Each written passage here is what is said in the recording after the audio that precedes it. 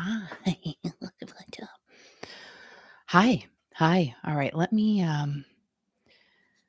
get acclimated. Yes, I'm late. I'm late today. So I'll be make sure I'm on. Don't wanna don't wanna do this if I'm not on, because then I'll be talking and not saying anything. Well, do I say anything? Yeah, I do say something. I say something. Let's see. Oh yeah, it says I'm on. So let's see. Am I on? Put up a little bit. Oh, there it is. Is it? I gotta check it. I gotta check it. It says I'm on, but it's not showing anything. And then there it is. Did you hear that? It says I'm on. All right. Hi. Just gonna jump into this. I'm exhausted. I'm just letting you know that. I am. However, we are here to do classic rock raw. That's what I've decided to call it because I am raw. I'm just being myself and being raw. Thank you. Hi, guys. Happy Wednesday. It is October 6th of 2021. We've got the middle of the day, hump day, jump day, whatever you want to call it day. But it is Wednesday. Yeah. It's just crazy, right? My name is Kiki. In case you are new here, I am the bearer of classic rock news, whatever I can dig up and find for the day, Monday through Friday. This has been fun for me. It gets me out of my bed, basically, and it makes me work every single day, which I did anyway, but this makes me work just to snag a bit of water. So I am doing that. Before I get into everything, I got to tell you guys about a dream I had last night.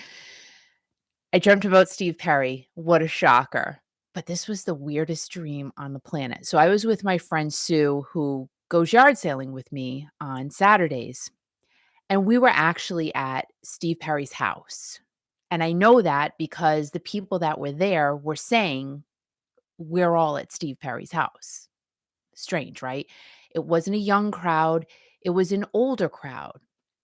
And then as the dream went on, some guy with a mustache started talking to me and he was trying to tell me that he was Steve Perry.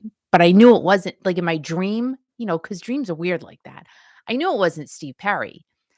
And then finally I said to the guy, "Do you think I can go talk to Steve?" He's like, "He's not gonna talk to you. He just wanders around and yells at people." I'm like, "What is happening right now?" So I did, and I had seen Steve at his house, during the dream. It's a dream, guys. He did not look like himself. It was really weird, and it was kinda scary. Then when I finally got the nerve to say, "Can I take a picture with you?" He just kinda mumbled, "Yeah, okay." And he was standing there waiting. My phone wouldn't work.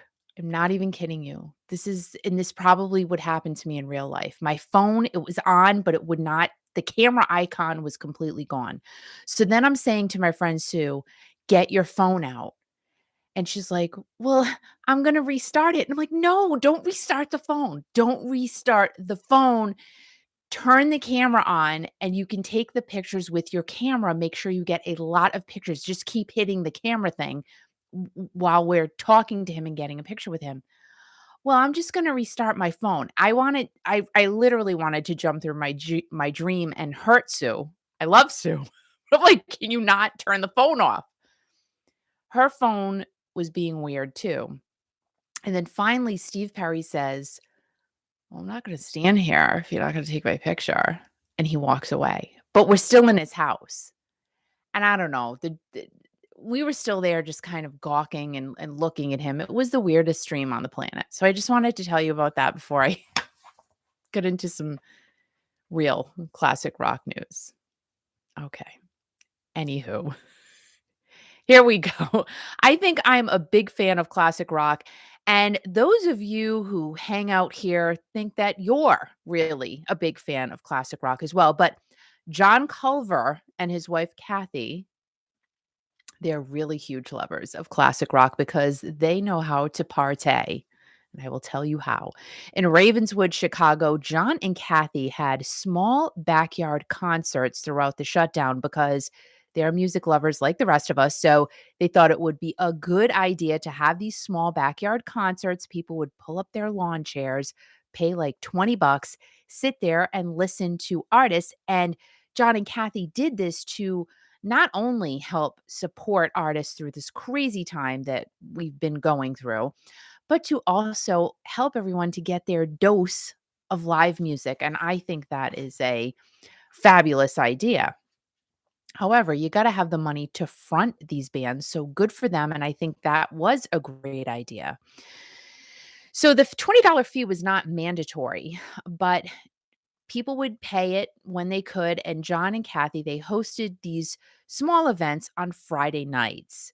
However, just recently, they got a super surprise visit from Cheap Trick frontman Rick Nielsen with his son Dax, who plays drums for the band. But it gets better.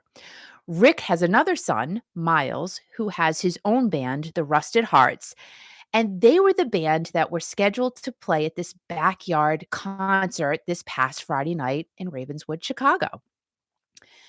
Now, Billy Jacobs, he owns Chicago Pizza with Rick Nielsen. I didn't know Rick Nielsen owned a pizza parlor.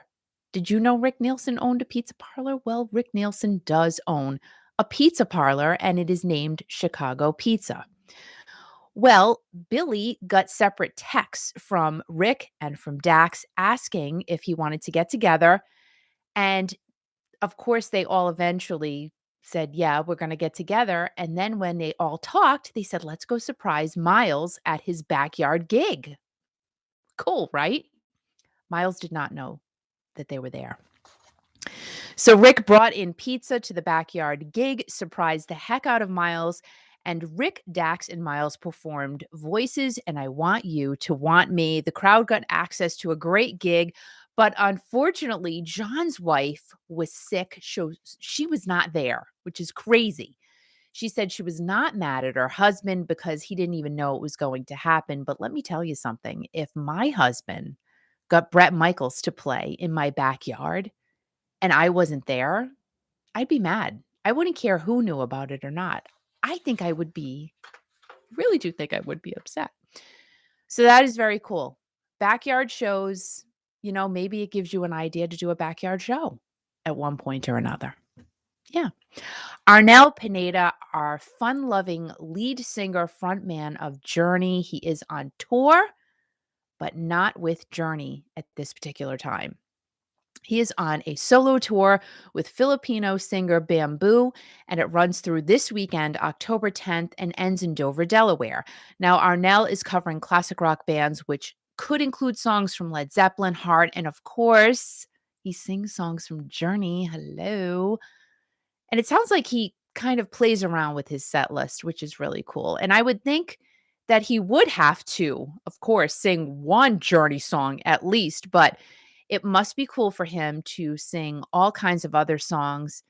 And how great is that? That he gets the opportunity to do this and be his own creative self aside from Journey. But I know he loves Journey. Of course he loves Journey. He's been with them since 2007. Arnell has released 2 solo albums, is working on his third, in case you didn't know that. I just found this out, which is great.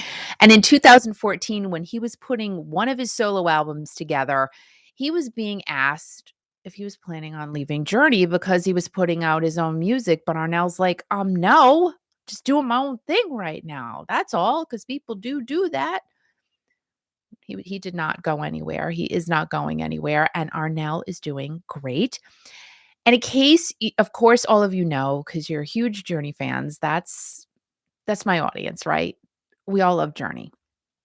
But Arnell's story is totally amazing as he escaped homelessness, hunger, and losing his mom when he was only 13 years old. And when Arnell was part of the group AMO, or AMO, however you say it, they opened for Robert Palmer in Manila in 1989. Imagine that, opening for Robert Palmer. And then we know what happened in June of 2007. Neil Sean discovered Arnell on YouTube. And the rest of the story is total history. And I think it's great to just talk about his story and throw it out there every now and again, because it is a pretty incredible one of how he got to where he is today. And he definitely inspires so many people around the world because of what he has overcome.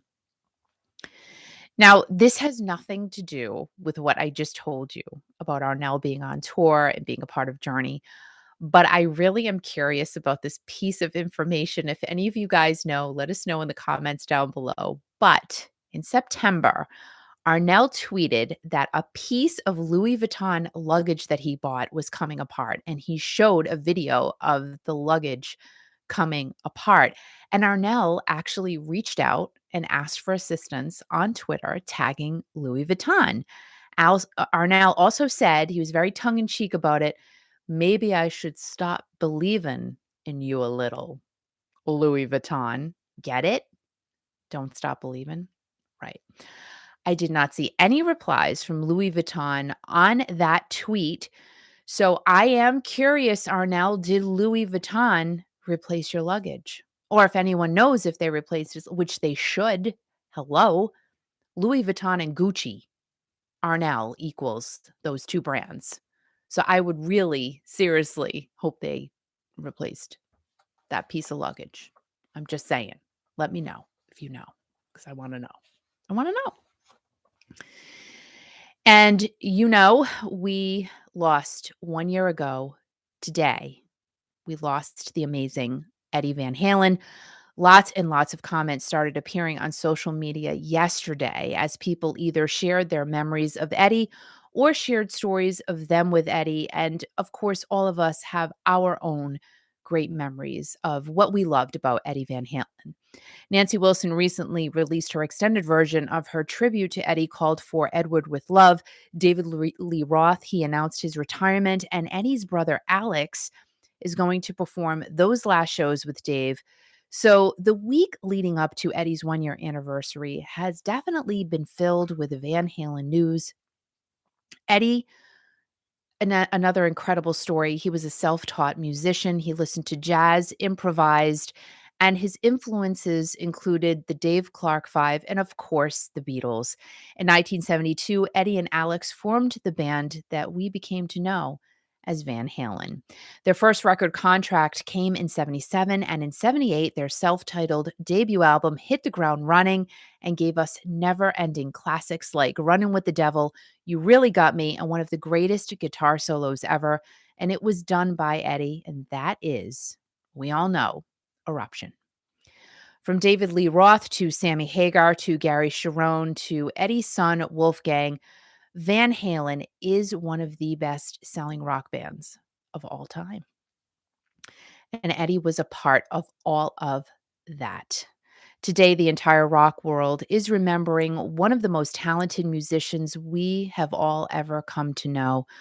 Lots of love going out to his family and friends, and remembering the late Eddie Van Halen today, because today is the 1 year anniversary of his passing. Crazy, crazy how time goes by. But you guys have an absolutely incredible day. Remember to be kind to everyone. If you do anything today, be kind to at least one person. That's all I ask of you. Be strong and always remember to, most importantly, keep rocking. And remembering Eddie Van Halen on this October 6th of 2021, 1 year ago today, we lost another great artist. Crazy. Have a great day, guys, and I will see you tomorrow.